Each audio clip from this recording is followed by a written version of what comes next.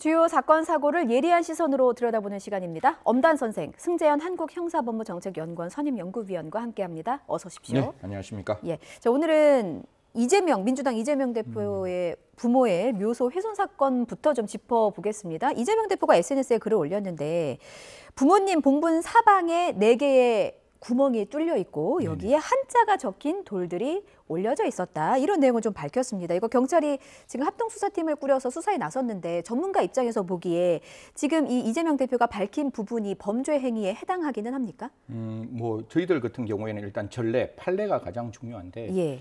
89도 2061 판례일 거예요. 예. 거기 보면 이게 형법 160조에 분묘발굴죄라는 게 있습니다. 예. 분묘발굴죄를 왜 우리가 처벌하도록 만들었냐, 두 가지 측면이죠. 인륜과 도덕의 침해라든가 그다음에 종교적 감정의 침해를 막기 위해서 분묘발굴죄를 만들었고, 그럼 도대체 분묘발굴이라는 게 어떤 거냐라고 설명을 드리면 예. 대법원에서는 우리가 분묘라고 이렇게 우리가 올려놓은 봉분이 있잖아요. 예. 그 봉분에 있는 그 분묘의 봉토라 그러죠. 그것들을 전부 또는 일부를 제거하거나 파괴하거나 해체해서 분묘를 손괴하면 처벌한다라고 되어 있는 부분이잖아요. 그러면 마지막으로 두 가지를 합쳐서 이제 생각을 해보면 예. 종교적 감정, 인륜, 도덕을 지키기 위해서 분묘에 대해서 우리가 기념이나 제사나 뭐 이렇게 종교적 의례를 하는 그 봉토의 일부 또는 전부를 훼손하면 처벌하는 거라서 지금 그 부분에 대해서 저희들이 그 봉토의 부분을 얼마만큼 어떻게 확대를 할지는 모르겠지만 저는 분명히 봉토 주변에 있는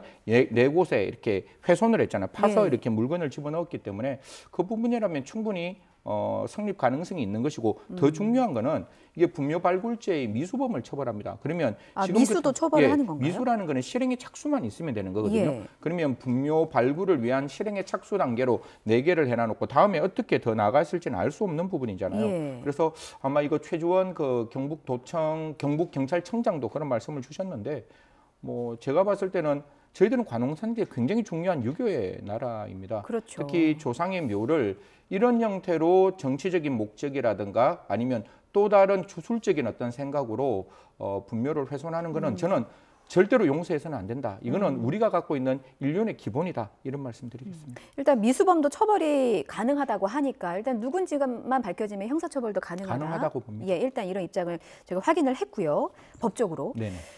앞서 관혼상제가 중요한 유교 문화의 나라라고 말씀해 주셨는데 이 분묘 훼손 발굴죄가 비교적 다른 범죄에 비해서 상당히 좀 형량이 무겁다라는 분석이 좀 있더라고요. 어떤 이유 때문에? 이게 형량이 무겁다는 게 뭐 예를 들어가 뭐 몇 년 이상의 징역 이런 게 아니에요. 예. 우리가 형량을 판단할 때는 두 가지인데 하한이 정해진 범죄, 뭐 살인범죄 같으면 5년 이상의 징역, 강도 같으면 3년 이상의 징역, 뭐 성폭행 같으면 3년 이상의 징역. 하한이 높은 범죄를 우리는 중한 범죄라 그러는데 그보다 더 중한 범죄는 벌금형 없는 겁니다. 예. 벌금형이 없다는 거는 무조건 이 사건은 실형을 받는 사건이고 실형을 받는 사건이라면 과거에는 무조건 구속 사건이에요.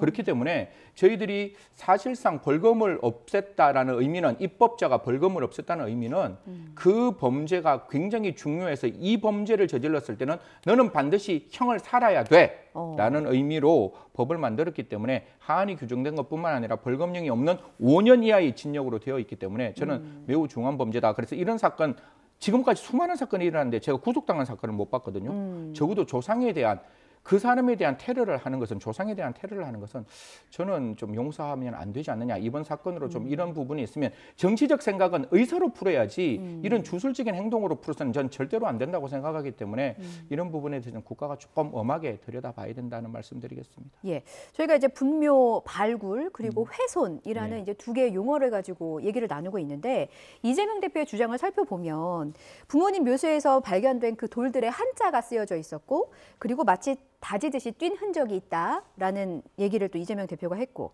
그럼 이런 경우에는 발굴과 훼손 중에 어떤 부분에 각각 해당이 되는 걸까요? 이 부분에 대해 시청자분들이 굉장히 이렇게 고민을 하는데 죄명이 두 개예요. 아까 제가 말했다시피 분묘 발굴죄도 있고 그다음에 사체 훼손죄라는 게 있어요. 그러니까 분묘를 발굴해서 그 안에 있는 관 안에 있는 아침부터 죄송합니다. 사체를 훼손을 하면 그것도 처벌해요. 사체를 훼손하는 건 7년까지 가는 거예요. 그러면 지금 같은 경우에 그 안에 있는 사체에 대한 훼손은 아직까지는 보이지 않는 거예요.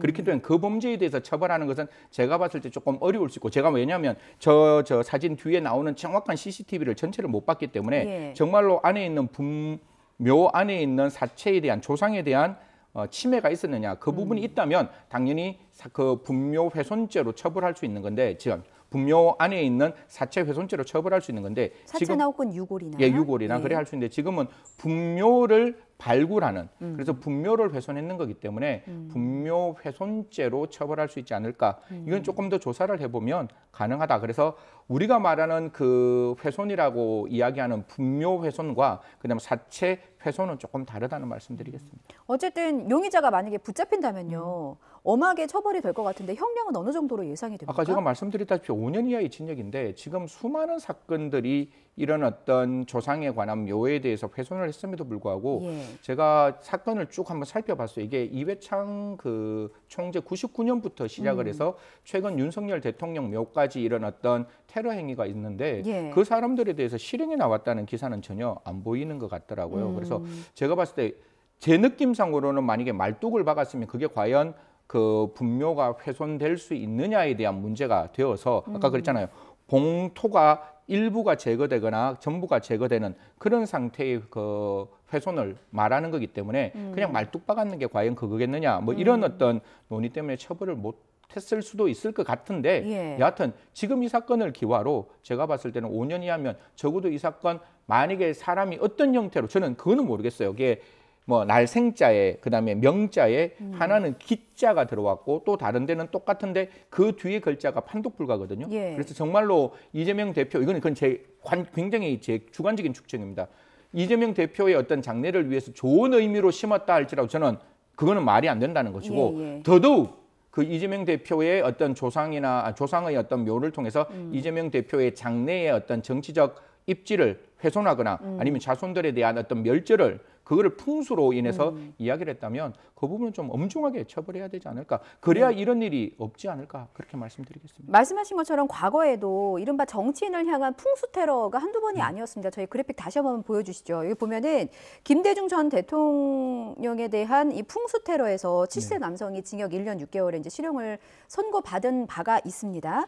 그런데 이게 전현직 대통령뿐만이 아니라 2021년 고 박원순 전 서울시장의 무덤도 훼손되는 사건이 있었어요. 20대 남성에게는 유죄가 확정이 됐는데 쭉 그 테러범에 대한 형량들을 보면 어떤 사람은 실형을 살고 어떤 사람은 집행유예가 내려지기도 하고, 좀 이게 다른 것 같습니다. 어떤 기준이 있는 겁니까? 발굴의 정도에 따라서 다르겠죠.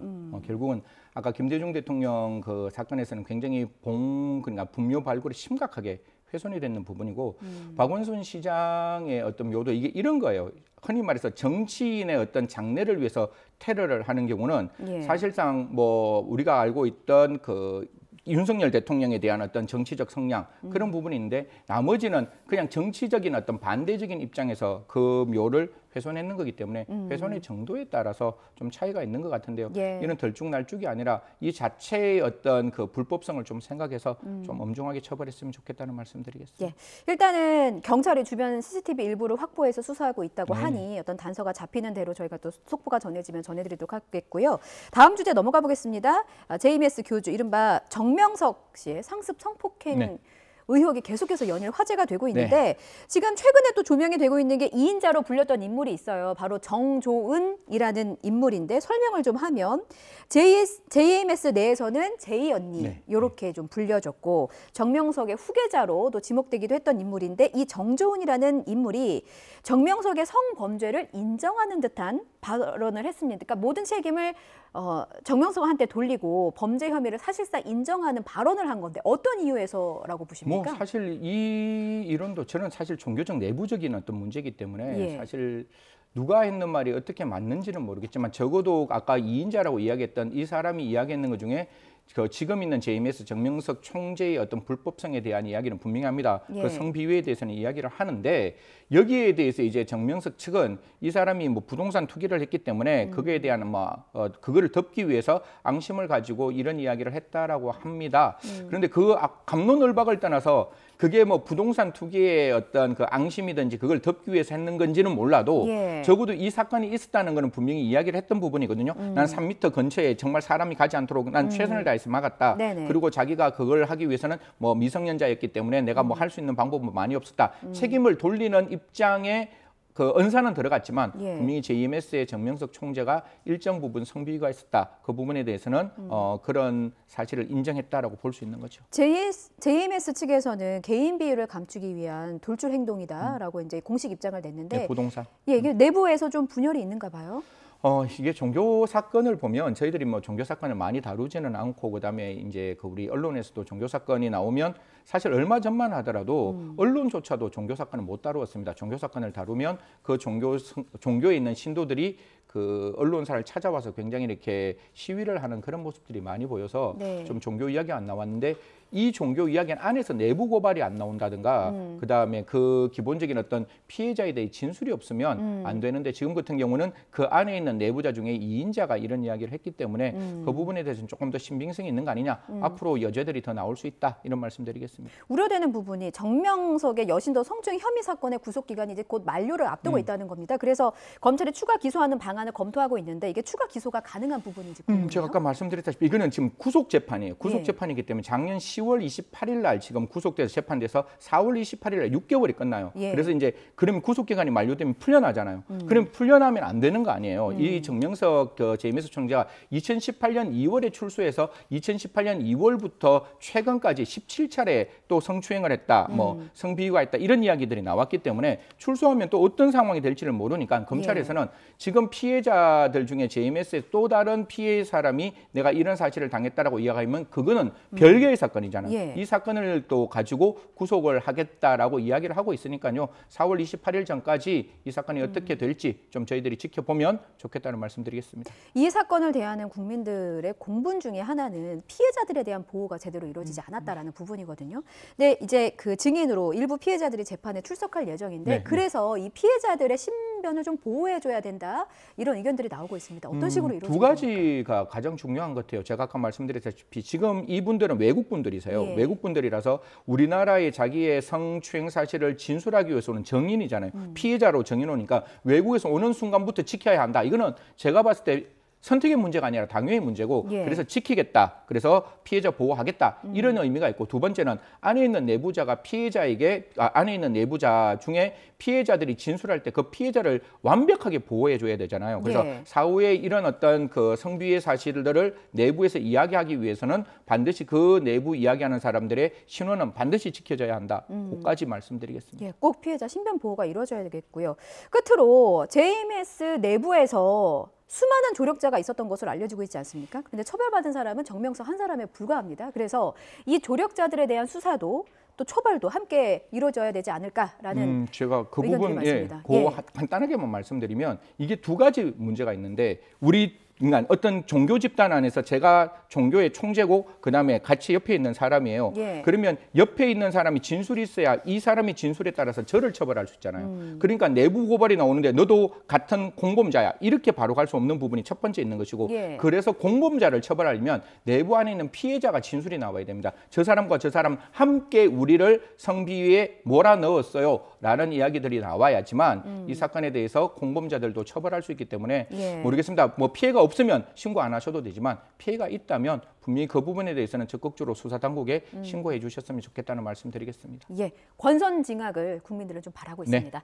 지금까지 승재현 한국형사법무정책연구원 선임 연구위원이었습니다. 잘 들었습니다.